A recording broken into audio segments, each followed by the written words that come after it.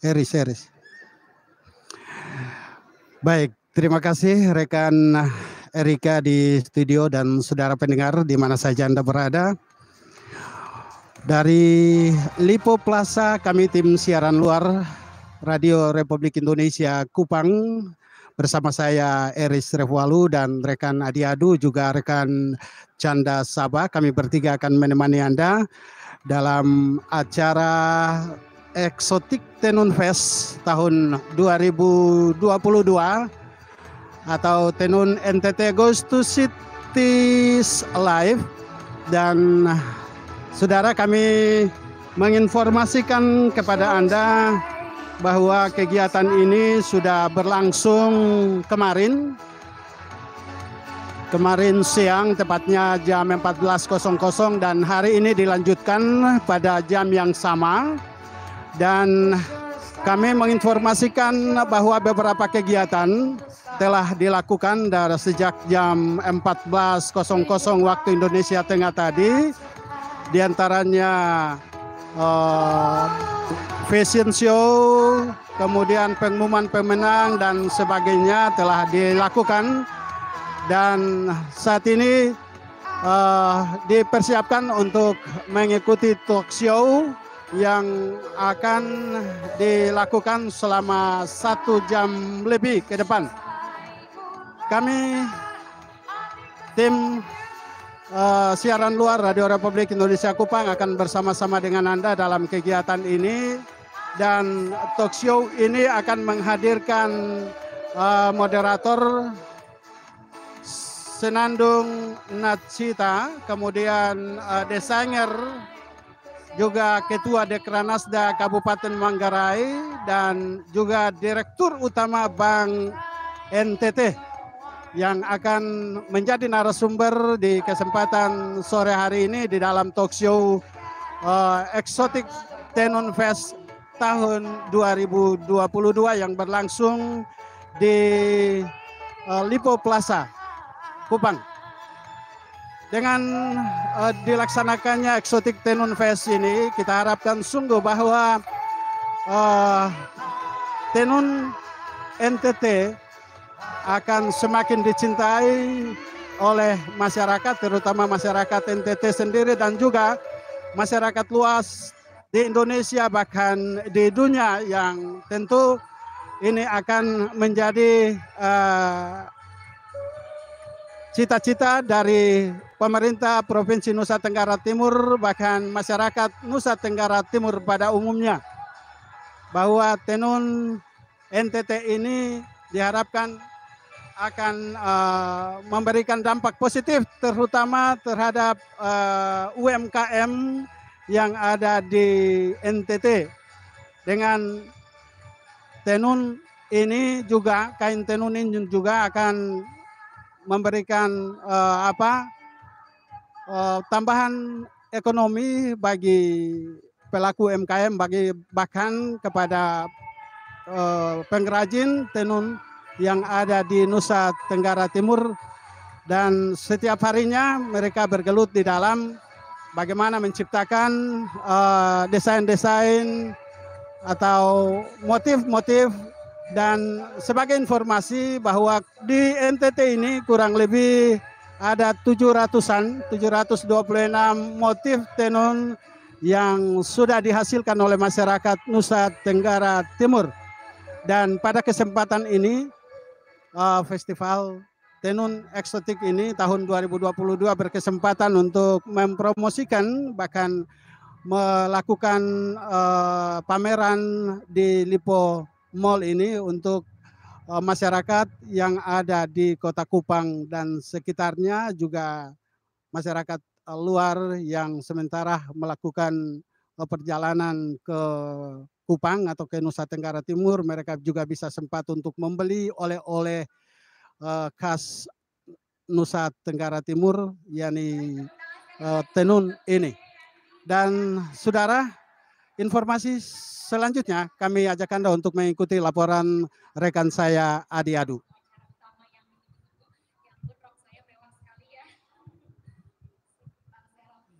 Baik, terima kasih rekan Eris Revualu yang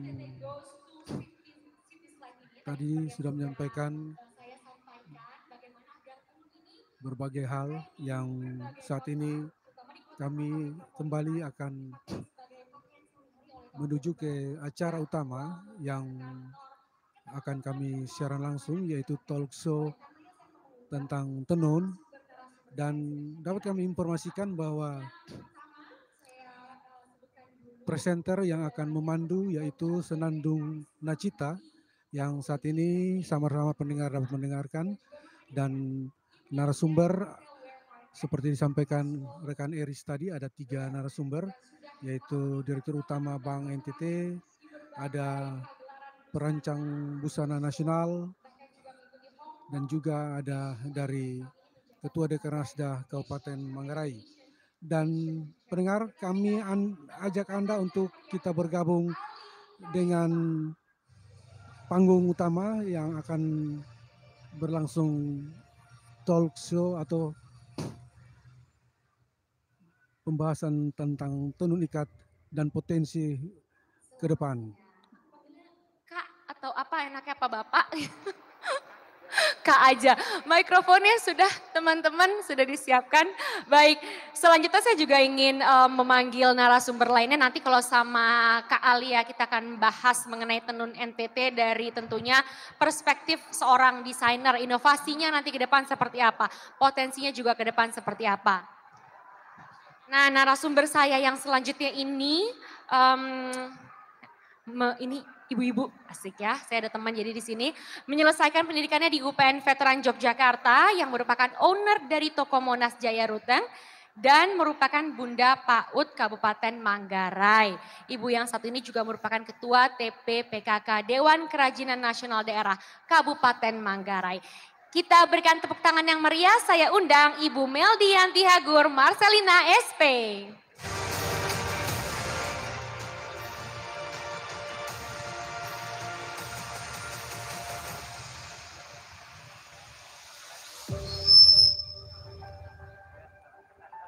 Halo Ibu, silakan Ibu, mic-nya juga sudah ada ya. Sehat ya Bu ya? Sehat. Aduh, saya sudah lihat dari tadi di depan. Cantik sekali itu tenunnya. Aduh, ada apa ini? Semoga bukan karena suara saya ya. Oke, sudah aman, sudah boleh ngomong lagi. Baik. Narasumber saya yang terakhir dari tadi sudah naik turun panggung, saya yakin juga semua sudah kenal. Beliau ini merupakan kelahiran Kupang, tanggal 11 Januari tahun 1970. Mengambil studi S1 di Universitas Nusa Cendana Kupang dan juga S2-nya di Universitas Kristen Satya Wacana Salatiga. Saat ini menjabat sebagai Direktur Utama Bank NTT. Kita berikan sekali lagi tepuk tangan yang meriah untuk Bapak Hari Alexander Riwukaho SHMM.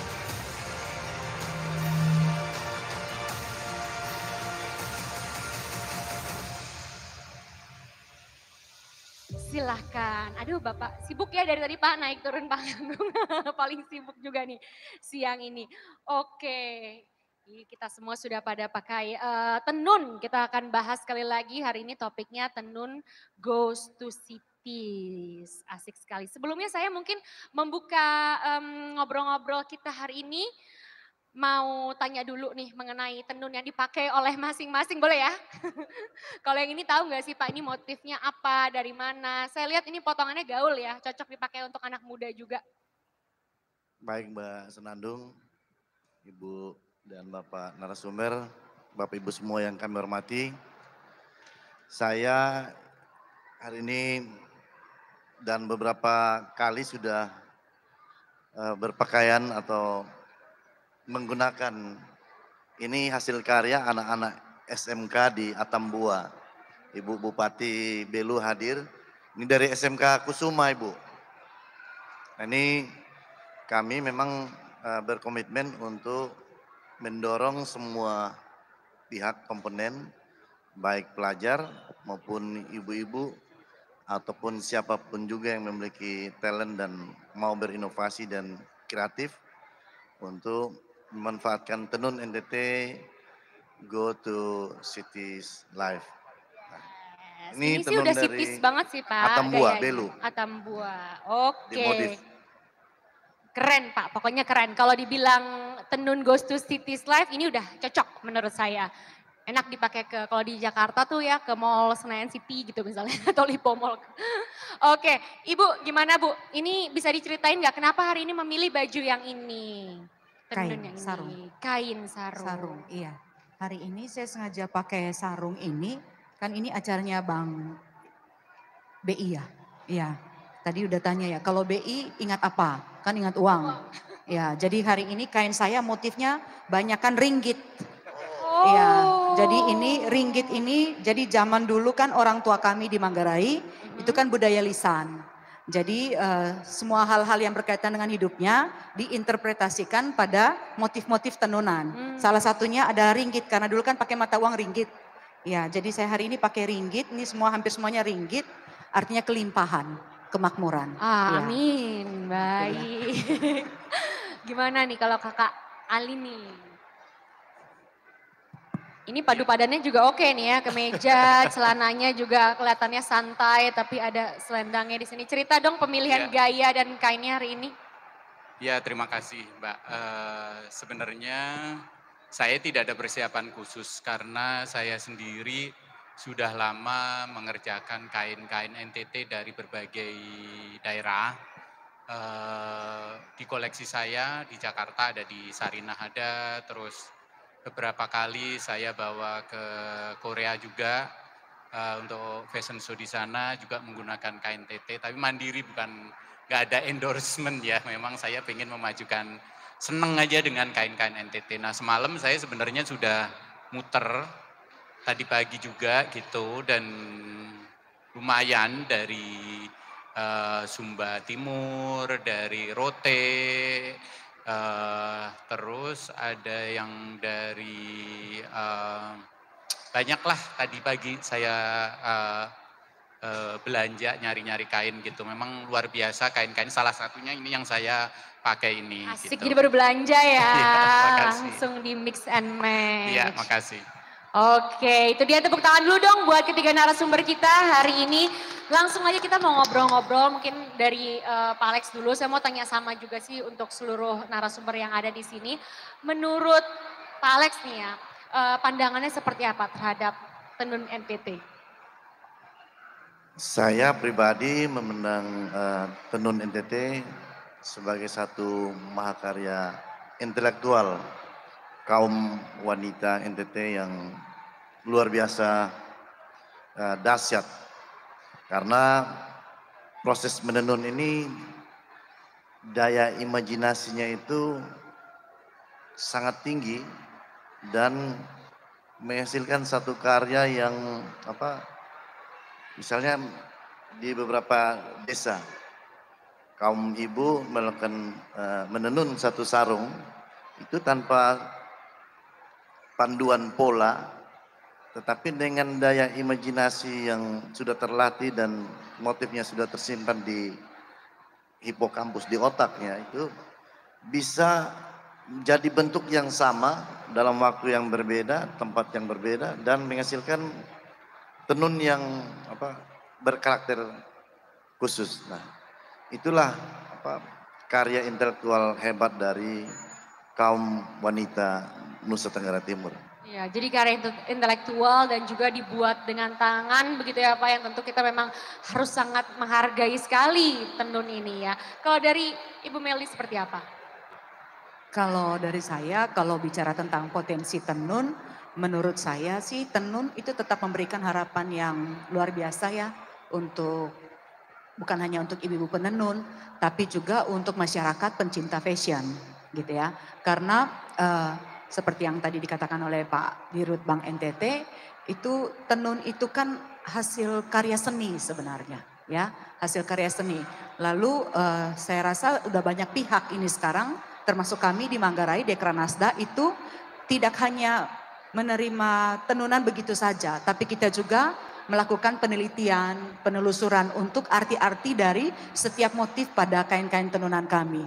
Sehingga tenun itu ketika orang pakai tenun, yang dia pakai itu adalah mahakarya. Karena di dalam setiap motif itu kan ada narasinya, ada ceritanya. Dan tidak serta-merta narasi itu ada begitu saja. tapi itu kan warisan dari leluhur kita. Jadi buat saya tenun itu sebagai bagian dari hidup kita, apalagi kalau kami di daerah, tenun itu bagian dari kehidupan kami sehari-hari, karena dalam setiap acara adat, budaya kami tetap butuh tenunan.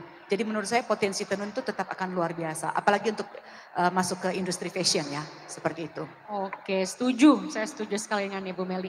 Kalau dari Kak Ali gimana nih memandang tenun NTT?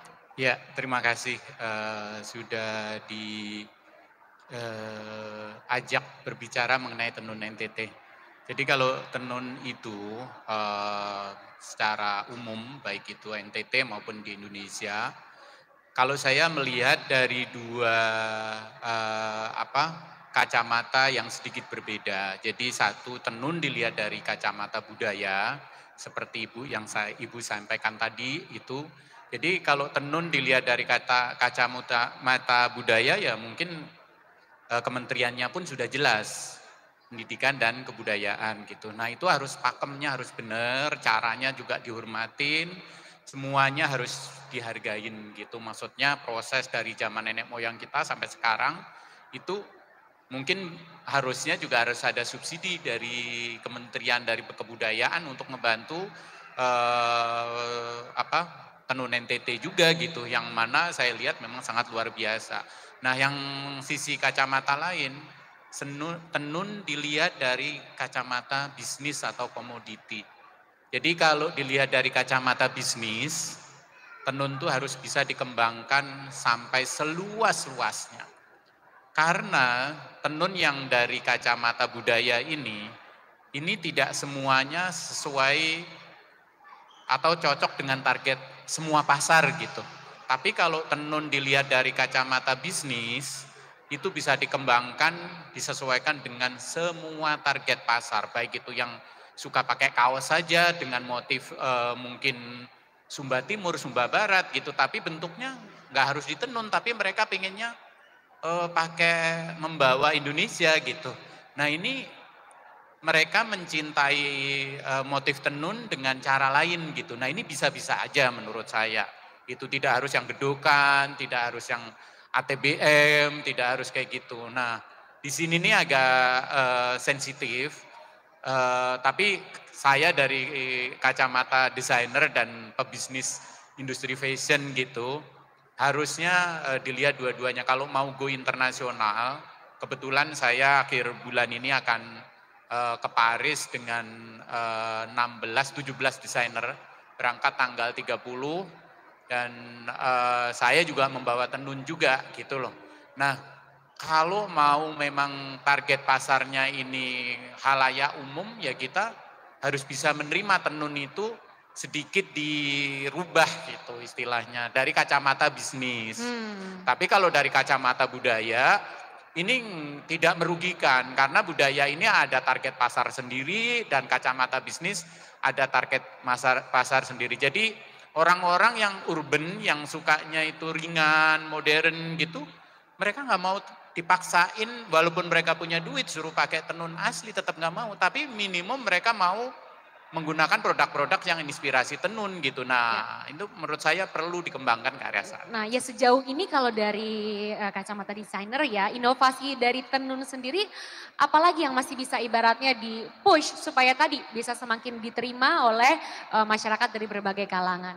Ya banyak sebenarnya karena tenun ini kan kalau yang ada sekarang gitu semurah-murahnya tenun tuh tetap masih termasuk medium lah ya, tidak murah gitu. Walaupun dengan segala teknologi tetap aja belum bisa dijangkau oleh semua kalangan dan taste-nya pun belum tentu cocok gitu.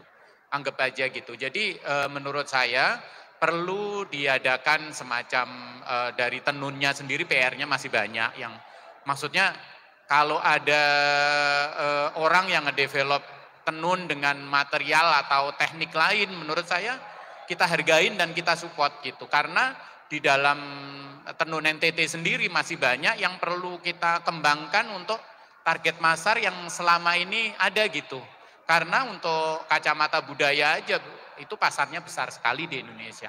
Dan ibu-ibu pejabat dan orang-orang yang pencinta budaya Indonesia gitu, ini nggak bisa digantiin dengan print-printan, nggak bisa digantiin dengan bordiran kayak gitu. Tapi ada orang-orang yang memang seperti itu. Bahkan desainer pun banyak desainer terkenal di Jakarta juga gitu. Mereka pengembangannya sampai mengambil inspirasinya saja gitu. Dan mereka tetap terkenal kayak Mas Itang Yunas, ada Gea, ada Bian. Itu kadang-kadang mereka juga menggunakan motif wastra Indonesia gitu. Tapi memang mereka ingin mengejar target pasar yang berbeda gitu. Jadi menurut saya harus terbuka lah kita kalau ingin mengembangkan. Jadi anak-anak muda yang di Kupang dan daerah sini pun juga bisa related gitu, bisa berkontribusi. Oke, kalau dari Bu Meldi gimana? Setuju nggak tuh? Jadi memang harus lebih terbuka supaya potensinya tenun juga semakin naik begitu ya, bisa diakses oleh siapa saja, dipakai oleh siapa saja. Tidak hanya tadi berupa tenun, mungkin motifnya juga gimana? Iya, jadi kalau menurut saya nih memang sekarang kan kita membagi karakteristik pasar aja ya, seperti yang tadi kata Mas Ali ya gitu ya. Jadi ada memang pasar konsumen yang dia memang kelasnya khusus. Jadi dia mau pakai tenun itu yang narasinya jelas gitu ya. Terus ditenun dari benang apa, pakai pewarna yang mana. Ada yang memang betul-betul nggak mau. Pokoknya kalau sintetis nggak mau, kalau pewarna kimia juga nggak mau. Dia maunya alam kayak gitu ya. Lalu ada juga pasar yang konsumennya yang maunya dia modifikasi gitu ya. Jadi motif-motif kita dimodif seperti itu ya. Terus untuk anak muda menurut saya tergantung orang-orangnya juga sih. Kan ini yang paling penting buat kita pencinta tenun itu kalau dari kami Dekranasda Manggarai itu kita mempelajari semuanya. Ya, permintaan pasar seperti apa, konsumen kita bagaimana. Jadi sekarang ini kami sedang mengirimkan 10 orang anak muda Manggarai untuk belajar desain, ya fashion design. Karena setelah kami ke Labuan Bajo, karena Labuan Bajo kan premium ya, kemarin diundang sama Pak Dirut, Bank NTT, terus saya melakukan sedikit riset di sana, bagaimana sih potensi pasar untuk tenun. Jadi ternyata konsumen-konsumen dari Jakarta, dari luar NTT itu mereka mau beli tenunan, cuman penjahitnya bingung nih, jahitnya gimana? Karena kan kalau jahit tenun ini nggak boleh terpotong, misalnya motifnya nggak boleh terpotong gitu ya, jadi bingung. Mereka mau beli tapi bingung jahitnya. Jadi kita mengambil langkah itu oke, kita kirimkan anak-anak muda kita, itu ada 6 laki-laki dan 4 perempuan. Ya saya juga kaget karena yang lolos tes malah laki-laki gitu ya, karena sejak tahun lalu kita bimbing anak-anak yang putus sekolah untuk mulai belajar tentang tenun supaya tenun ini nggak hilang gitu ya, bisa diwariskan, bisa diteruskan oleh anak muda kami. Jadi kami juga terbuka. Kalau untuk di Manggarai kami terbuka karena pasar itu nggak bisa dibatasi. Ya permintaan konsumen juga kita nggak bisa batasi. Kita nggak bisa memaksakan, oh enggak kamu harus pakai yang seperti itu, enggak. Gitu ya, jadi itu bagian dari kami terbuka terhadap karakteristik pasar seperti itu. Kalau saya setuju. Oke, kalau dari Pak Alex gimana melihat daya saing tenun ini? Saya melihat daya saing tenun NTT khususnya itu sudah mendunia daya saingnya karena punya karakteristik khusus dan nilai beda unggulnya ada. Nah, karena punya nilai beda unggul, maka ada kekuatan yang mendorong tenun NTT bisa kemana-mana. Nah, memang yang disampaikan oleh Mbak Cele tadi, mau tidak mau harus ada adaptasi dengan selera atau perilaku konsumen. Sepanjang mereka memiliki ekspektasi atau tertarik dengan tenun, bangga menggunakannya dan nyaman, tentu substitusi dari tenun ini harus terus dikembangkan. Karena modernisasi dan saat ini populasi dunia untuk jumlah penduduk itu dikuasai oleh generasi milenial. Nah, generasi yang 70-an, 80-an itu makin sedikit. Nah, tentu dengan pergeseran populasi manusia dan selera pasar yang ini, ya, mau tidak mau, kebetulan hadir ibu-ibu Dekranasda, harus memikirkan sustainability dari bisnis tenun ini. Nah, segmentasi pasar menjadi sangat penting untuk tenun sebagai sesuatu budaya, sesuatu hal yang sangat sakral dalam budaya, tapi tenun yang bisa menghidupi rumah tangga, memberikan pekerjaan atau menjadi bagian dari bisnis tentu harus menyesuaikan dengan dunia berlaku atau tuntutan konsumen yang ada. Dan kualitas tenun itu sudah sangat terkenal dan ada di mana-mana. Nah, kalau tadi kan disampaikan tenun ini sebenarnya sudah mendunia. Tapi sebenarnya tantangannya yang paling utama apa ya Pak? Agar lebih diterima lagi begitu oleh dunia dan terutama tadi kaum urban itu. Ada tantangan tersendiri Pak? Ya, tantangan ini saya bersyukur nih hadir ibu-ibu Dekranasda dan semua banyak pelaku UMKM yang khusus di tenun. Spekulasi harga. Spekulasi harga yang dilakukan oleh beberapa pihak ketika booming orang mencari tenun Sumba itu mengakibatkan ya ketidaktertarikan orang pada proses yang dilakukan dalam pasar. Nah ini ambil keuntungan yang tidak memikirkan jangka panjang itu menjadi tantangan untuk sustainability bisa. Kemudian kualitasnya, orang berharap membeli tenun itu yang sudah terkenal tentu kualitasnya harus terjamin. Komitmen untuk kualitas itu harus punya standar yang sama sehingga ketika dipakai atau dijahit sesuai dengan keinginannya itu kenyamanan, kebanggaan itu bisa tercipta. Kemudian ya harus didorong pada narasi-narasi yang baik. Kemudian melindungi hasil-hasil tenun ini dengan penegakan hukum yang ada. Misalnya hak patennya atau indikasi geografisnya itu supaya duplikasi yang dilakukan oleh berbagai pihak dapat dimitigasi oleh perlindungan hukum dalam bentuk hakim.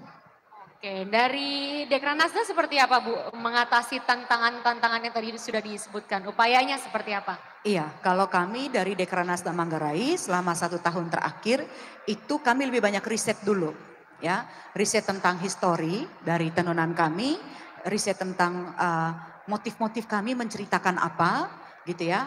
Dan saat ini tahun lalu kami kerjasama dengan Bank NTT itu ada 13 motif yang sudah kami daftarkan ke Kemenkumham, tahun ini 6, jadi sudah 19. Lalu dari hasil penelusuran kami menemukan sementara ini 4 jenis tenunan tradisional di Manggarai. Jadi ada songke cibal, songke ruis, loce, dan ada towe todok kemumu dengan karakteristiknya masing-masing, gitu ya.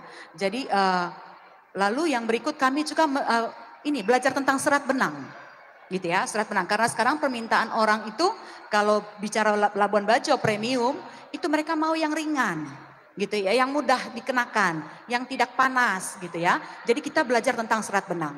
Baru saja ini kami melakukan uji coba dengan benang alam, dengan bahan pewarna alami juga, itu yang seratnya itu sampai 62. Itu kan tipis sekali, tensel 42. Jadi kami juga mengajarkan penenun-penenun kami tentang serat benang. Sehingga ke depan itu kalau konsumen pesan tergantung isi kantong konsumen aja. Jadi kalau ekonomi menengah ke bawah ya berarti jenis benangnya yang seperti ini, sintetis. Ekonomi menengah atas dan premium. Karena ini kan pasar nih masing-masing ini, ya. Kalau saya percaya potensi tenun akan tetap luar biasa. Karena pasar itu beda-beda, gitu ya, beda-beda. Seperti contoh saat ini, saya selalu mengeluh ketika tenunan kami sarung gini, kok sambungan jahitannya nggak bagus karena dikerjakan tangan, handmade. Tapi saya dibantu oleh teman saya, pendiri Toraja Melo, Ibu Dini Yusuf, ya. Dia bilang, loh ibu ini yang dicari sama konsumen Jepang, gitu ya. Jadi saya memang harus belajar juga, saya nggak tahu hari ini ada ketua Dekranasda Alor atau tidak. Jadi saya juga harus belajar ke Alor ini jadinya. Karena Alor punya 200 warna alam, ya. Sementara kami di Manggarai berproses kembali. Jadi ini kita sedang membangun bersama-sama dengan Bank NTT. Saya minta Pak Dirut untuk bantu saya, gitu ya. Lalu ada plan di sana, ada Toraja Melo dengan berbagai stakeholder Begitu juga dengan gereja, itu kami sedang berusaha membangun circular economic untuk Tenun Manggarai. Jadi ada daerah penghasil kapasnya, ada yang beli kapas dan jadikan benang, lalu akan ada yang mewarnai, lalu ada penenunnya, seperti itu. Karena kita tergantung aja sih, sebenarnya kalau kita pemerhati tenun, kita melihat karakter pasar yang seperti apa yang mau kita bidik gitu ya. Tapi karena kami di Manggarai itu penenun kami tersebar di 9 kecamatan, hampir di semua wilayah. Dan kekuatan kami adalah penenun itu otomatis itu akan mewariskan tenunan itu kepada anak perempuan dan anak laki-laki. Jadi laki-laki juga punya bagian sendiri. Jadi narasi-narasi ini kami perkuat. Jadi pada akhirnya kami sampai pada satu kesimpulan, ketika kita bicara tentang tenun, kita bukan hanya bicara tentang bisnis tenun. Kita tidak hanya bicara tentang harga sebuah tenunan, tidak hanya bicara tentang warisan leluhur, tetapi di sini kita bicara tentang woman and poverty, perempuan dan kemiskinan. Women and development, perempuan dan keterlibatan perempuan dalam pembangunan. Dan kita bicara tentang women protection. Nah, narasi ini yang kami bawa ke stakeholder di luar sana. Karena isu tentang perempuan itu akan selalu menjadi isu yang paling seksi di dunia. Ya, kita bicara tentang tenun dari bahan alam, kita bicara tentang lingkungan. Jadi menurut saya tenun ini akan tetap prospeknya akan sangat positif. Tinggal kita lihat aja dibuat ke fashionnya seperti apa. Biar bisa diterima oleh semua usia. Ya, seperti itu. Ya. Nah, kalau dari Kali gimana tuh? Tadi kan bicara pasar juga. Kalau pasar mancanegara deh kita ngomongnya. Tadi kan juga mau ke Paris, mau kemana kan mungkin lebih paham nih Kali. Kira-kira apa yang membuat tenun bisa semakin diterima oleh pasar mancanegara itu? Ya, harus menyesuaikan fungsi di mana tujuan ekspor tersebut. Maksudnya kalau ekspornya ke Eropa dari fungsinya kalau saya itu. Mereka itu ekspor atau tujuannya itu mau digunakan musim panas atau musim dingin gitu. Kebanyakan pakaian-pakaian di Indonesia mayoritas tidak cocok atau terlalu tipis untuk musim dingin, terlalu tebal untuk musim panas. Rata-rata itu karena kita nggak pernah ngerasain kalau musim panas tuh orang Eropa itu hampir tidak pakai baju istilahnya gitu. Saking panasnya gitu. Jadi kalau di Indonesia itu modest karena ketimuran gitu, terus tropis selalu gitu. Jadi panas pun pakai jaket kayak gitu. Jadi tapi pakaian-pakaian Indonesia ini dipakai di sana untuk musim dingin biasanya terlalu tipis gitu. Perlu kadang-kadang kalau pergi harus pakai beli jaket yang spesial untuk musim dingin gitu kan.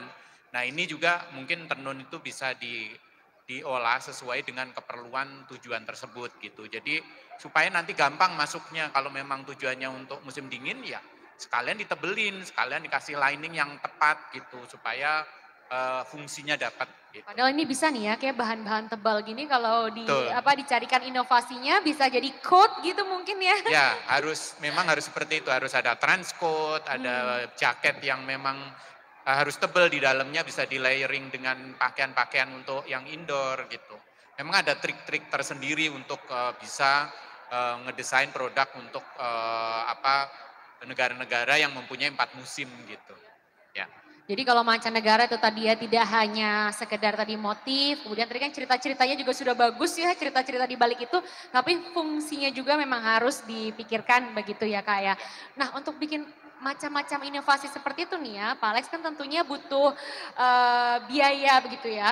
Nah kalau dari Bank NTT ini bagaimana mendukung pembinaan penenun dan mendorong perkembangan UMKM Tenun NTT, seperti apa dukungannya? Kita memiliki komitmen yang kuat untuk melestarikan dan mengembangkan usaha UMKM khususnya salah satunya di tenun. Oleh karena itu membuat ekosistem, menyediakan capacity building, kemudian membuat UMKM kita terlebih dulu mengikuti kurasi-kurasi sehingga kapasitas atau kualitasnya sudah bisa diterima di dunia luar untuk ekspor sesuai dengan kebutuhan pasar dalam berbagai bentuk, tentu akan menjadi komitmen. Oleh karena itu tadi kita menyaksikan dan dari kemarin ada kerjasama pengembangan ekosistem Bank NTT dengan Dekranasda. Salah satunya adalah untuk accessibility pembiayaan. Kemudian dengan menghubungkan dengan berbagai stakeholder untuk membangun capacity building seperti mendatangkan desainer-desainer untuk melatih bagaimana mendesain sesuatu untuk lebih menarik sesuai dengan kebutuhan pasar, itu terus kami lakukan. Nah, kemudahan-kemudahan untuk pembiayaan juga kami ciptakan, makanya tadi ada kredit merdeka itu dia mudah, murah, cepat karena syaratnya cukup ada usaha, fotokopi KTP dan fotokopi kartu keluarga. Plafonnya sudah mencapai 15 juta tanpa agunan, tanpa bunga. Tanpa agunan, tanpa bunga, itu harus lebih keras Pak ngomongnya, biar pada tahu ini semuanya. Terus Pak. Dan ya kerjasama dengan berbagai pihak, dengan Bank Indonesia, dengan OJK, dengan pemerintah, dan juga pasar-pasar kita melakukan link dengan berbagai marketplace untuk yaitu kemampuan yang sudah dimiliki oleh usahawan UMKM, Dekranasda juga menjembatani itu menjadi interoperability dan interconnectivity yang terjalin. Demikian. Baik, terima kasih Pak Alex. Nah karena hari ini juga kita kan temanya Tenun NTT Goes to City Life. Jadi saya mau tanya juga sama Ibu Meldianti, kalau dari Dekranasda Manggarai bagaimana mendorong Tenun NTT ini agar bisa menjadi fashion pilihan anak muda. Ada trik-trik khususnya, inovasi-inovasi terbarunya mungkin Bu? Iya, itu tadi yang seperti saya jelaskan, itu jadi kita anak muda pun kita perkenalkan tentang tenunan, seperti itu ya. Terus kita juga mengirimkan anak-anak muda juga untuk belajar. Jadi di kursus kami, mereka bukan hanya kursus menjahit, tetapi ini selama 2 bulan mereka mempelajari bentuk tubuh manusia, gitu ya. Belajar menggambar wajah, muka. Jadi kalau model badannya seperti ini, dia cocoknya pakai model baju yang kayak apa ya? Tenunnya itu gimana caranya? Terus kan orang suka mengeluh bilang tenun itu mahal. Itu yang biasa sering kita dengar, mahal gitu ya. Kalau saya bilang jangan salahin tenunnya yang mahal, salahin isi kantongnya. Jadi kerjanya mesti nambah, kayak gitu ya. Nah jadi tenun, ya jadi anak muda pun kita ajarin jadi pebisnis. Ya, artinya kita memang tugas kita jadi kompleks di sini. Artinya bagaimana sih anak-anak muda bisa punya income yang bagus gitu ya, biar dia juga kalau mau explore tenun juga lebih mudah. Gitu ya. Terus kenapa kita minta anak muda juga yang belajar tentang fashion design? Jadi dia kan paham apa maunya dia. Jadi mereka anak muda ini kan punya komunitas dan mereka nggak peduli komunitasnya kayak apa dan mereka berjejaring. Ya kadang-kadang nggak terlihat ini. Kayak kemarin kami adakan festival kopi, ini baru bermunculan ini. Ternyata komunitas anak muda kami begitu besar. Potensi lokal kami begitu luar biasa. Terus ditanya jumlah komunitasmu berapa? Oh kami sekian orang. Tapi ternyata jaringannya di setiap kota. Jadi bukan hanya di Manggarai tapi di mana-mana. Jadi makanya menurut saya tepat nih kita dorong anak muda belajar tenun, anak muda yang belajar tentang desain fashionnya, anak muda yang memadu-madankan untuk fashion biar bisa masuk. Kan kalau antar mereka lebih bisa terbuka gitu ya. Jadi kalau dari kami di Dekranasda seperti itu langkah-langkahnya. Sambil kita pelajari segala macamnya, narasinya, jenis seratnya, terus kita ajarin juga tentang pricing. Ya biar penenun kita juga nggak sembarang gitu ya. Jadi menurut saya rantai pemasaran tenun itu juga diatur. Saya bilang dengan para pebisnis kain tenun, nggak masalah kalian datang ke desa-desa binaan kami, tapi jangan rusak rantainya. Itu penting, karena di bisnis kan ada etika, kayak gitu ya. Jadi penenun kami ini kami kapasitasi terus. Jadi bukan hanya soal bagaimana menenun yang baik, tapi juga bagaimana melakukan bisnis tenun yang baik. Sehingga saat ini penenun kami, ini sudah ada 7 kelompok yang terverifikasi penenunnya. Karena kami mau supaya ke depan ketika orang beli tenunan kami, dia tahu siapa yang tenun. Motifnya apa, narasinya seperti apa. Gitu. Berapa lama dia menenun. Jadi kita menguji semuanya. Jadi satu motif itu dikerjakan selama berapa menit. Ya, jadi harga tenunan kami ke depan itu ditentukan pertama itu dari ukuran, panjang kali lebar. Terus dari jenis benang yang digunakan. Ya, lalu yang berikut jenis motif yang ditenun, lalu sebaran motif. Jadi kita menyesuaikan aja dengan kebutuhan konsumen, seperti itu. Dan itu kami ajarkan ke penenun juga ke anak-anak muda kami. Jadi yang melakukan pewarnaan benang alam pun sekarang kami dorong anak muda. Jadi biar dia tahu nih, kan nanti anak-anak muda ini juga belajar tentang tren warna. Misalnya tahun depan ini warna apa yang akan tren. Jadi dia kerjakan sesuai tren warnanya. Terus misalnya contoh, oke. negara ini nggak suka nih warna hijau itu, hijau yang neon itu, yang cerah banget itu. Oh jadi kita jangan jual ke dia warna ini dia nggak suka.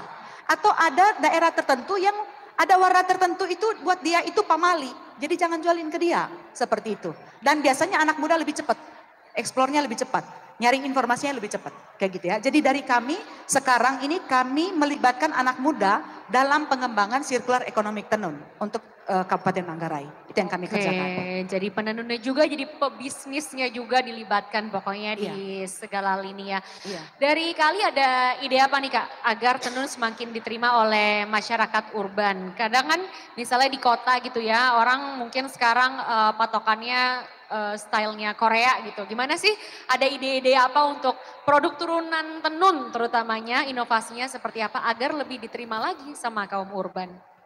Ya, saran saya sih supaya cepat kolaborasi dengan pelaku industri, termasuk fashion designer yang di ibu kota gitu, termasuk di kota-kota besar lah.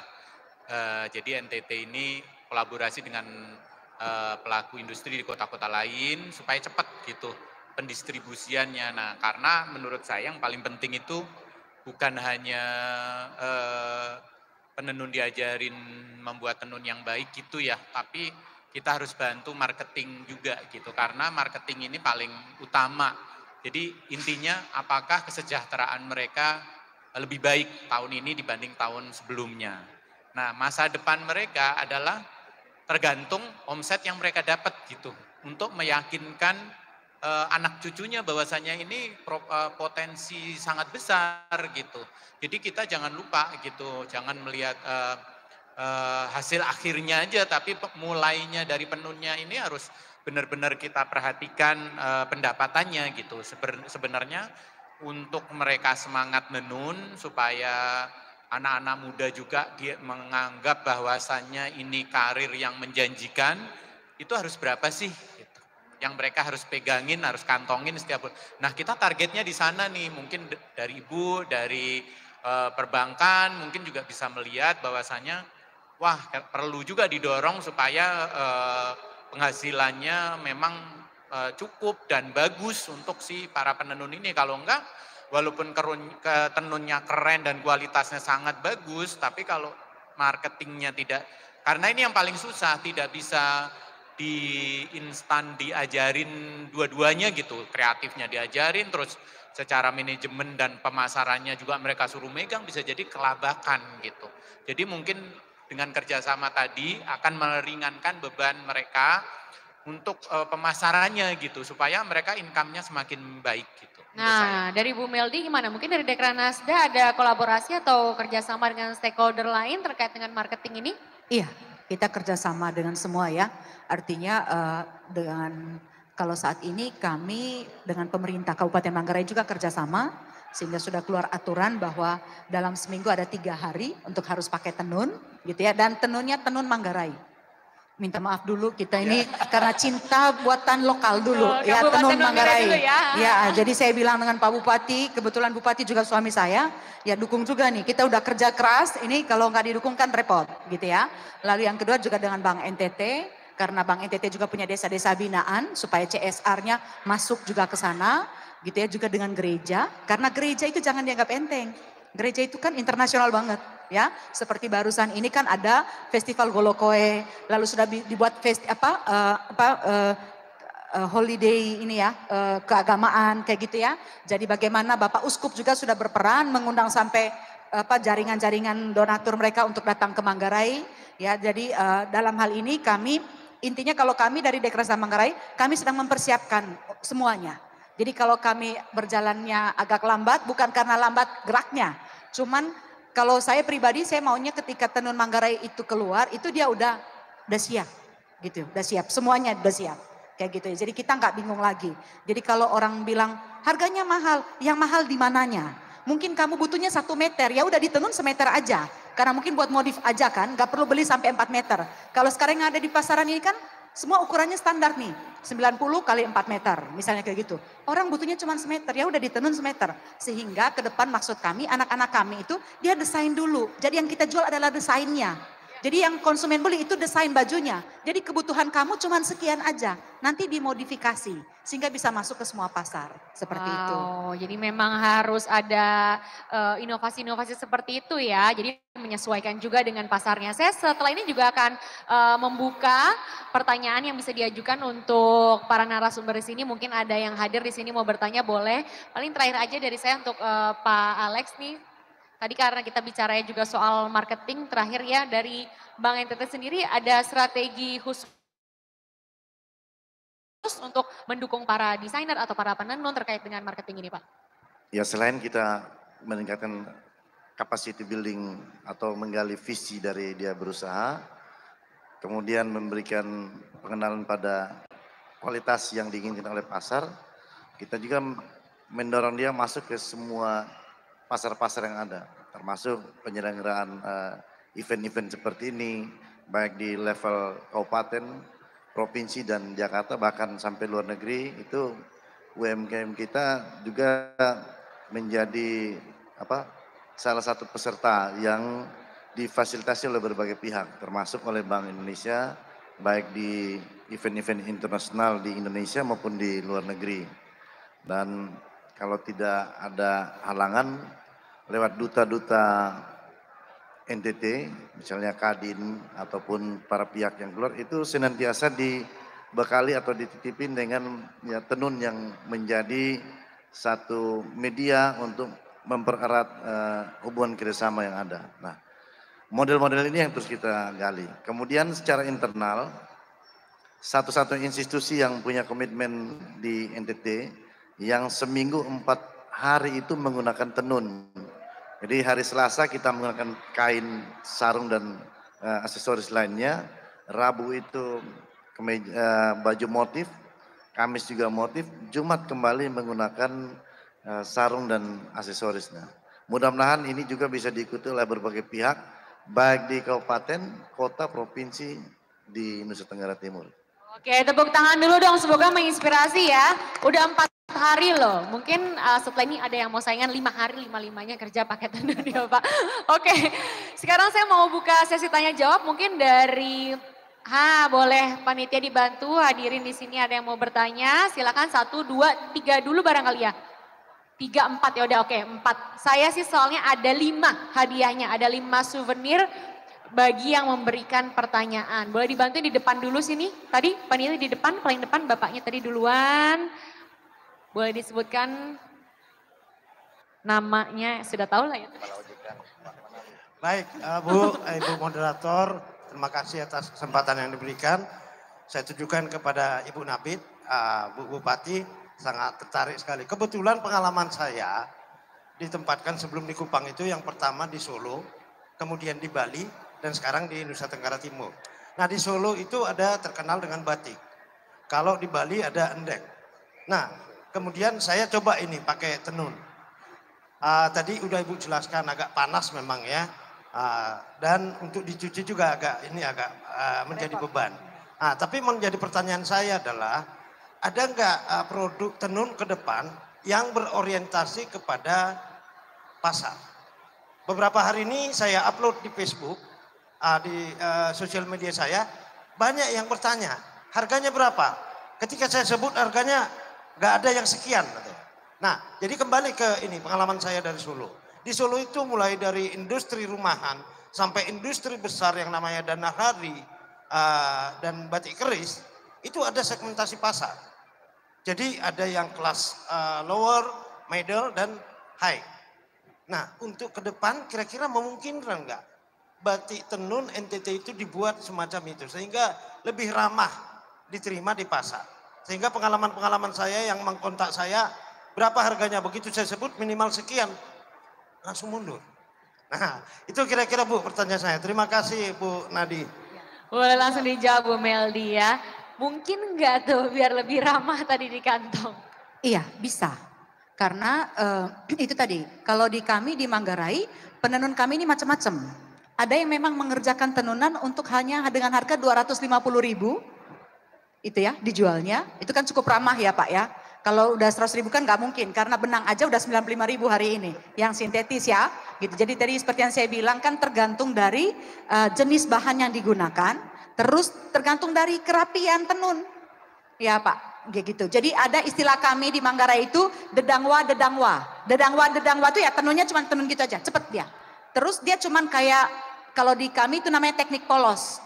Kalau kami bilang tenun kalas, itu cepet kayak gitu ya. Tapi kalau kita udah masuk ke motif, nah itu dia. Motif pun kita sesuaikan. Jadi kalau di kami di Dekranasa Manggarai, kita juga sedang menghitung tingkat kerumitan motif. Jadi kalau motif ini harganya bisa ramah kantong. Kalau motif yang ini harganya mesti nguras kantong dikit. Jadi tergantung penenun, ya. Jadi tergantung konsumennya. Jadi kalau yang Bapak bilang, kami sedang mempersiapkan itu.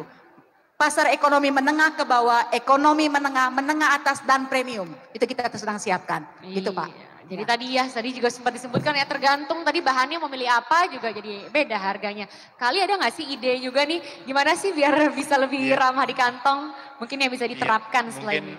Pak gini mungkin ya, Ibu tadi kan bilang ada yang 250. Nah 250 plus jahitan plus apa itu bisa jadi 700-an tuh mungkin dianggap mahal juga di publik kan ya. Gitu ya Pak ya? Betul kan? Nah sebagai desainer sebenarnya yang 250 itu bisa dibagi menjadi 6 atau 4. Jadi harus dikombinasikan supaya harga jual pakaiannya bisa tetap 300 dengan menggunakan tenun gitu. Tapi mungkin bisa dibagi-bagi gitu. Maksudnya sebagian gitu, satu lembar kayak contohnya ini 900.000 gitu. Nah saya bisa ini bukan paksakan, didesain menjadi 4 pieces pakaian cowok atau cewek sehingga nggak terlalu mahal jatuhnya untuk kalangan tertentu. Tapi kalau memang nanti untuk kalangan menengah atas, ya mungkin satu ini plus jahit, plus desain dan lain-lain bisa jadi nyampe 2 juta seperti itu. Ya, mungkin kayak gini bisa jadi inspirasi juga, maksudnya dipecah-pecah begitu kayaknya ya, dikombinasikan seperti yang pakai Pak Alex. Oke, sudah cukup terjawab ya Pak ya. Baik, kita ke pertanyaan selanjutnya tadi. Nah, di pojok sana ada, di sini ada, di sini ada. Nanti kita juga akan menjawab beberapa pertanyaan yang masuk dari online. Oke, silakan Kakak. Oke, baik. Selamat sore ya. Sore. Saya Yolanda dari perwakilan DWP BKD Provinsi Nusa Tenggara Timur. Ada 2 pertanyaan, mohon maaf ya. Pertanyaan pertama untuk narasumber yang paling cantik di depan Ibu. Dalam era globalisasi ini, kira-kira bagaimana cara kita melestarikan budaya, khususnya tenun ini kepada anak-anak muda yang sudah tercemar oleh budaya-budaya dari luar? Nah, itu pertanyaan pertama. Pertanyaan kedua adalah, jujur saya pribadi benar-benar baru menyukai tenun ini baru 1 tahun terakhir ini, jujur. Karena saya terima kasih juga kepada Pak Dirut Bank NTT, ini salah satu souvenir dari Bank NTT saya pakai hari ini, terima kasih. Ya, saya sering lihat di media sosial, khususnya Instagram, itu tiba-tiba tuh kadang-kadang muncul iklan-iklan yang menjual baju-baju. Nah itu baju, di judulnya itu baju tenun. Tetapi itu dijual oleh orang dari luar, bukan NTT ya, di luar kota, pulau lah. Nah dan itu adalah tenun-tenun yang print. Jadi bukan yang asli seperti ini. Dan memang harganya memang ada yang mahal, ada yang juga memang murah. Nah bagaimanakah kita menanggulangi hal itu ya? Itu kan salah satu masalah ya kalau bisa dibilang ya. Jadi itu pertanyaan saya. Yang kedua ini boleh siapa saja yang menjawab. Oke, terima kasih. Kita jawab pertanyaan pertama dulu ya Kak Yolanda ya. Iya. Untuk Ibu Meldi, bagaimana tuh Bu, katanya kalau sudah terlanjur mungkin kiblatnya fashion luar negeri. Apa yang harus dilakukan? Iya, kalau untuk kami di Manggarai, saya ngomong Manggarai ya, karena itu ya. Kalau untuk kami di Manggarai, puji Tuhan, anak-anak kami ini adalah pencinta tenun, gitu ya. Jadi anak laki-laki kami itu juga punya bagian tersendiri dalam tenunan, gitu ya. Terus Kalau saya boleh bilang, saya bicara dulu anak laki-laki. Karena sebenarnya laki-laki Manggarai ini adalah laki-laki yang melankolis. Mereka hobi menari. Dan menurut saya NTT itu sama. Tadi kita lihat anak laki-laki menari. Dan kalau menari kan mereka harus pakai tenun. Jadi kalau untuk di kami di Manggarai ini hampir tidak ada masalah karena tenun itu bagian dari hidup kami. Jadi kalau kami pakai tenun, pakai kain, karena kami ini kan punya beberapa jenis tenunan. Ada tenunan todo, itu yang memang dia seperti kain, tapi sebenarnya dia tenunan. Jadi kami itu kalau ke rumah tetangga ya harus pakai kain. Ya, kalau kita mau berkunjung ke acara adat ini kan banyak sekali, gitu ya. Jadi anak-anak itu harus pakai kain. Mau yang kecil, yang tua, yang muda semua harus pakai kain, kayak gitu. Dan dalam satu rumah setiap tahun itu minimal satu keluarga akan beli 4 sampai 5 sarung. Itu minimal, ya. Terus karena kami acara adat kami banyak, budaya kami banyak, ya tenun menjadi kebutuhan. Jadi secara lokal aja kami tidak begitu khawatir, gitu ya. Lalu dari kami Dekranasda tahun lalu itu hampir 60% malah yang tertarik belajar tenun itu adalah anak laki-laki. Saya juga kaget, ini kok anak laki-laki tertarik belajar tenun ya. Dan kami punya 1 orang penenun laki-laki waktu itu. Dan hasil tenunannya lebih bagus dari yang perempuan. Karena pukulannya lebih mantep, kayak gitu ya. Dan akhirnya saat ini pun yang belajar fashion design malah 6 anak laki-laki. Ini udah 3 minggu mereka belajar, justru anak laki-laki lebih cepat daripada anak perempuan. Saya juga nggak tahu nih, mungkin Mas Ali nanti bisa jelaskan kenapa laki-laki lebih bagus ya soal fashion ya ketimbang anak perempuan. Saya nggak tahu, mungkin rahasianya ada di Mas Ali. Jadi dan begini, itulah gunanya penelusuran histori. Jadi ini nanti akan jadi mulok kami, ya, tapi kami harus selesaikan dokumennya. Artinya bangsa yang besar itu adalah bangsa yang berbudaya. Kita lihat negara-negara luar ya seperti Jepang gitu ya.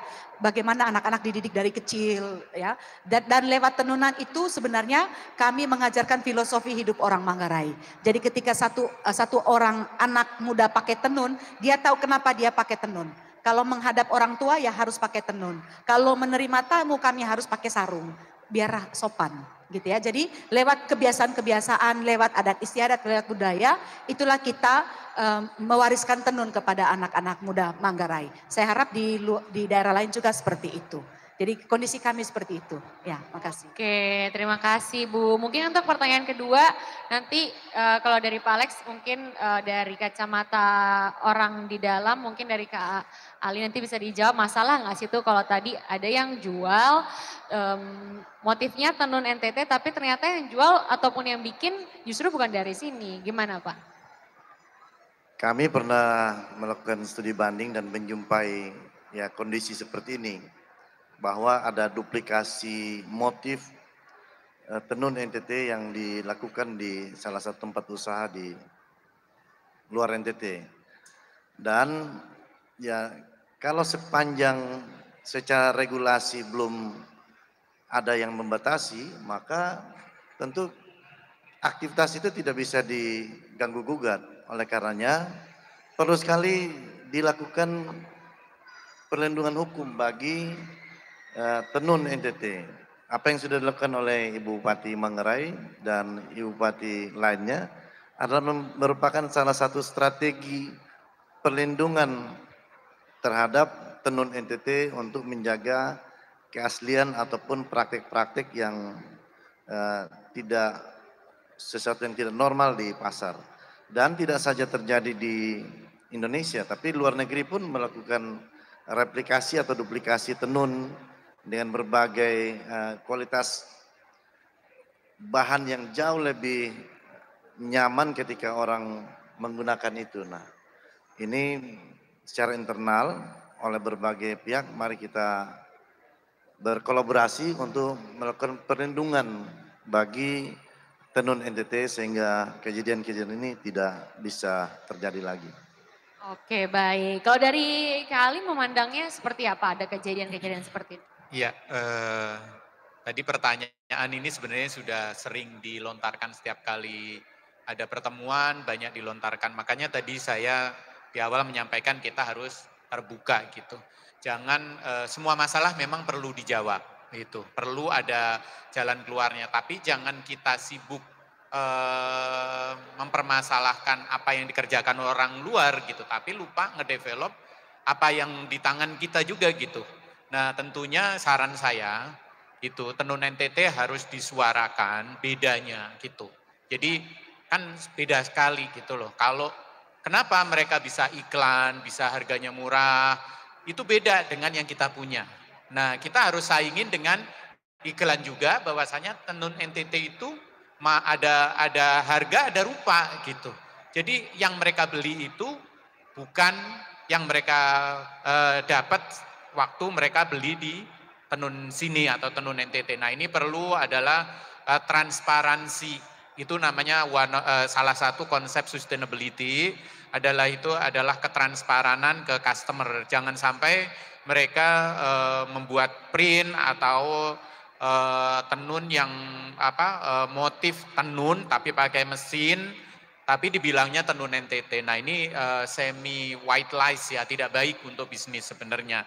Nah ini sebenarnya kalau yang dimaksud tenun NTT itu harus ada kategorinya dan harus sering disosialisasikan. Yang Ibu kerjakan tadi harus sering disosialisasikan melalui sosial media, orang juga banyak tahu bahwasanya beda sekali apa yang dia jual murah itu dengan apa yang terjadi di NTT ini gitu. Nah yang mana sebenarnya kadang-kadang memang target pasar yang saya lihat itu kadang 300.000 pakai bahan tenun atau 200.000 produk sudah jadi. Saya sering lihat juga gitu. Nah target pasar itu mereka bukan orang walaupun sudah tahu bedanya pun gitu. Mereka belum tentu mampu atau mau beli tenun NTT juga, bukan target pasar yang tepat untuk kita klarifikasi, kita kejar-kejar gitu. Karena itu target pasar yang benar-benar berbeda, bisa jadi seperti itu. Dan menurut saya sih bukan permasalahan yang sangat besar gitu. Yang masalahnya yang besar adalah pemasaran yang benar menurut saya sih tenun NTT ini sudah sangat bisa bersaing lah. Terutama bagi orang yang ngerti tenun. Yang bagi orang yang tidak mengerti tenun ya kita mempunyai PR untuk menjelaskan gitu. Supaya mereka lebih mengerti lagi dan banyak orang mengerti gitu. Supaya mereka pasarnya semakin luas gitu. Ya, terima kasih. Oke, jadi nggak usah sibuk klarifikasi ya kalau memang bukan target pasarnya juga tadi itu ya. Oke, terima kasih. Selanjutnya masih ada penanya dari ruangan ini semakin banyak. Boleh dibantu panitia. Tadi Bapak yang di ujung sana udah tunjuk tangan juga dari tadi. Silahkan. Nah.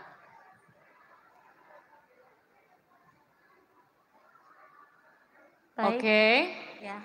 Silakan Ibu. Selamat sore. Saya Anastasia Hajo dari PPB NTT. Siapa Ibu namanya maaf? Anastasia Hajo. Anastasia. Ya. Silakan Ibu Anastasia. Ya, saya ingin bertanya kepada Bapak Ali Karisma. Selamat sore Pak. Ya, saya mau tanya nih Pak, bagaimana Bapak sebagai seorang desainer dapat menyesuaikan tenun dengan lifestyle anak muda sekarang, akan tetapi tetap menjaga keaslian budayanya Pak. Terima kasih. Ya, kalau saya sendiri ada beberapa brand di brand saya. Ada brand Ali Karisma yang ini memang saya rubah brand saya ini yang tadinya evening gown yang sudah ekspor. Sekarang mulai pandemik saya rubah menjadi produk ready to wear tapi wastra Indonesia itu. Nah ini nantinya awal tahun depan yang sekarang ini hanya ada di Sarinah saja, tapi untuk apa yang saya lakukan nantinya di website saya akan ada konsep transparansi. Jadi di Ali Karisma nanti akan menampilkan tenun atau batik atau wastra Indonesia, saya belinya berapa, menjahitnya berapa, proses desain dan lain-lain. Orang itu bisa membeli hanya kos produksinya saja.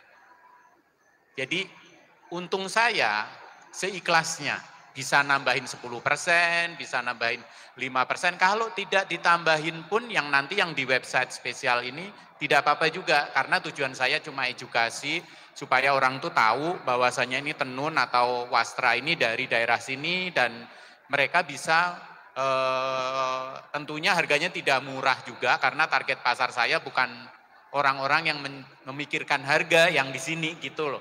Memang orang pencinta tenun atau batik atau wastra Indonesia. Jadi untuk jagain keasliannya apa yang saya gunakan itu adalah saya juga mencari target pasar yang memang cocok gitu dengan yang saya kerjakan.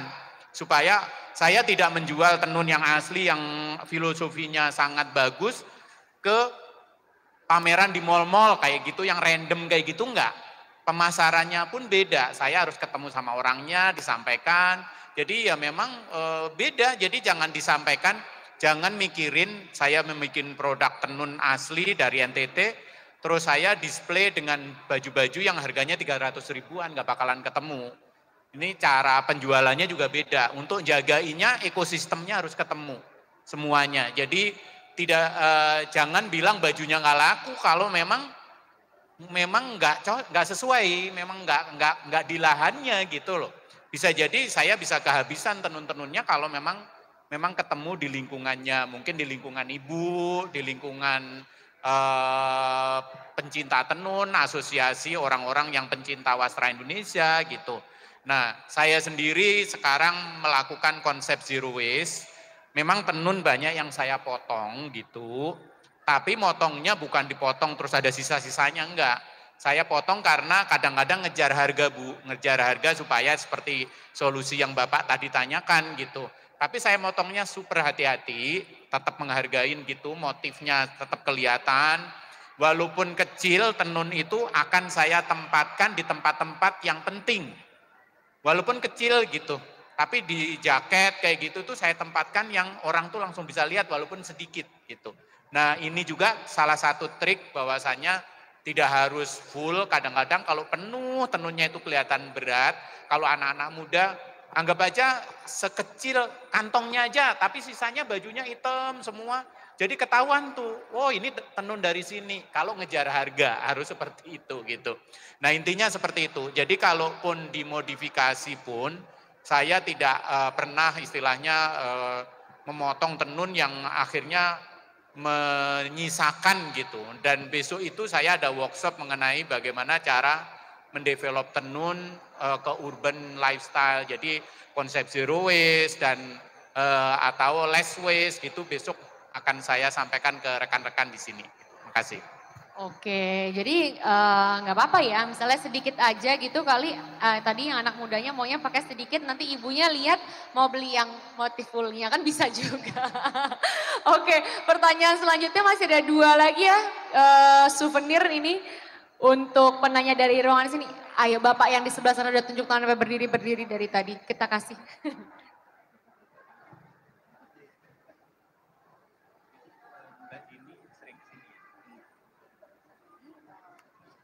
Baik, selamat sore. Nama saya Buhang dari wartawan berita5.com Surabaya di Kupang. Ada Baik, teman terima media yang kasih. mau bertanya, silahkan. Pertanyaan pertama ditujukan kepada Bapak Dirut Bank IT terkait dengan apa permasalahan yang sering dihadapi UMKM dalam hal pembiayaan dan apa solusinya. Yang kedua, terkait tadi disinggung oleh penanya terdahulu bahwa tenun-tenun kita di NTT banyak yang ditiru oleh daerah-daerah luar.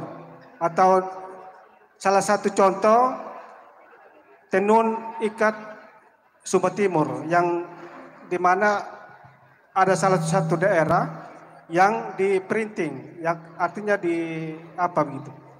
Mungkin ada upaya dari Bank NTT yang selama ini sudah melakukan pembinaan kepada desa dalam hal ini UMKM, mungkin bisa untuk memberikan semacam hak paten begitu ke depannya. Terima kasih, itu saya pertanyaan, saya kembalikan. Baik, terima kasih dua-duanya pertanyaannya ditujukan untuk Pak Alex ya. Yang pertama, masalah apa yang biasa dihadapi oleh UMKM dan solusinya seperti apa? Baik, terima kasih. Pertanyaan yang sangat bagus. Bahwa masalah itu memang ada di mana-mana. Tapi kalau untuk UMKM banyak tantangan. Yang pertama dari pelaku UMKM sendiri. Spirit fight-nya itu kadang-kadang cepat menyerah dengan tantangan-tantangan yang ada. Contoh dalam hal mengakses pinjaman. Karena kurangnya edukasi, sosialisasi, cara untuk dekat dengan bank itu lebih banyak mengeluh bahwa sulit untuk melakukan akses pembiayaan dengan bank. Padahal cara terbaiknya adalah dengan mendatangi kantor bank yang ada di sekitarnya, kemudian bertemu dengan petugas bank dan menyampaikan permasalahan atau tantangan yang ada, tentu akan melahirkan solusi berupa penjelasan bagaimana proses pembiayaan yang ada sehingga pelaku UMKM ini dalam masalah akses itu menjadi jelas. Jadi ketika ada butuh informasi, datanglah ke tempat yang tepat. Yang kedua, jadi kalau udah datang tapi dijamin nggak susah gitu ya Pak ya? Aksesnya. Terus saya lanjutkan. Yang kedua, daya tahan. Dalam menghasilkan satu produksi itu seringkali masih terkendala pada proses-proses, memang harus ada pembelajaran. Tapi ketika mengalami tantangan itu spirit fight-nya langsung hilang, cepat menyerah. Nah, oleh karena itu perlu digali visi dia dari pelaku UMKM untuk apa dia berusaha. Sebab dengan visi yang jelas, tekad yang kuat tentu akan menjadi motivasi baik untuk bisa memiliki kemampuan, memiliki daya tahan atau kemauan yang kuat untuk melakukan satu usaha. Yang ketiga tentu kapasitas dia dan kendali mutunya. Nah, oleh karena itu kita melakukan berbagai intervensi seperti yang tadi saya jelaskan, membangun ekosistem, kemudian connectivity dengan berbagai pihak untuk penguatan kapasitas usaha, kendali mutu bisa terus terbangun dengan baik, bahkan melakukan pendampingan sampai dia mandiri dan masuk pada pasar dan peningkatan skala usaha. Berbagai terobosan baik di desa-desa dan kerjasama dengan berbagai pihak terus kita lakukan sehingga accessibility, kapasitas usaha dan skala usaha dari UMKM terus menunjukkan tren yang meningkat. Nah, perlindungan hukum tentu harus dilakukan. Antara lain kita bekerjasama dengan Depkumham memfasilitasi itu tadi yang sudah berulang kali kita sampaikan, pendaftaran merek, hak paten maupun indikasi geografisnya. Sampai saat ini kita dibantu oleh Kanwil Depkumham NTT itu sudah mencapai hampir 200-an UMKM untuk didaftarkan dan memperoleh hak yang diatur oleh undang-undang, dalam hal ini hak atas kekayaan intelektual. Demikian. Oke, baik. Terima kasih. Dan tadi jawaban dari Pak Alex sekaligus menutup talk show kita di sore hari ini. Tadi sebenarnya nanya masih banyak, namun waktunya sudah habis. Mohon maaf. Terima kasih sekali lagi Pak Alexander, Ibu Meldianti, juga Kak Ali Karisma sudah bergabung. Mohon tepuk tangannya sekali lagi untuk para narasumber saya di sore hari ini. Nah, sekarang nih memang enaknya ngapain ya Pak ya? Ngopi dulu kali biar seger ya. Karena saya terus terang ini mencium aroma kopi. Pada cium aroma kopi, ini kayaknya aroma kopinya ini khas sekali dari NTT. Ada yang sedang bikin kopi atau bagaimana ya? Itu dia bener kan? Ada yang lagi bikin kopi. Halo, selamat sore Senandung Nacita dan juga teman-teman yang ada di dalam, mama-mama cantik yang ada di dalam, apa kabar? Aduh, ini sebenarnya mama-mama cantik nih sudah jawab baik, tapi mungkin tidak terdengar sampai Kak Rian ke sana ya. It's okay, tidak masalah untuk mama-mama cantik yang ada di dalam sana. Aku di sini sedang bersama teman-teman dari Kopisa. Selamat sore Kopisa, halo. Sore Karya. Coba boleh diperkenalkan Kopisa Direktur ini ada Utama Bank NTT, Ketua Dekranasda Nasional Kabupaten Manggarai, dan juga salah satu perancang nasional, Bung Ali, sudah mengupas tuntas tentang bagaimana tenun ikat bisa lebih berkembang di masa-masa yang akan datang dan bisa berkembang dengan baik. Dan dengan ini maka kami akhiri siaran langsung dari kegiatan eksotik tenun festival di Lipo Plaza Kupang. Kami yang bertugas, saya sendiri Adi Adu bersama rekan Canda Sabah dan rekan teknik Hans Netu dan juga Kedor Demangkai, dan tentunya di bawah koordinasi JFT Pemberitaan Bapak Eris Revualu dan juga JFT Siaran Ibu Marta Riu dan JFT Teknik Multimedia Baru Bapak Alit Sutetenaya, dan di bawah penanggung jawab Kepala LPP RRI Kupang Ibu Ida Ayu Evi Handayani dan seluruh kru yang bertugas. Kami mengucapkan terima kasih atas perhatian saudara, dan kami kembali ke rekan penyiar di Studio Tempelo 8.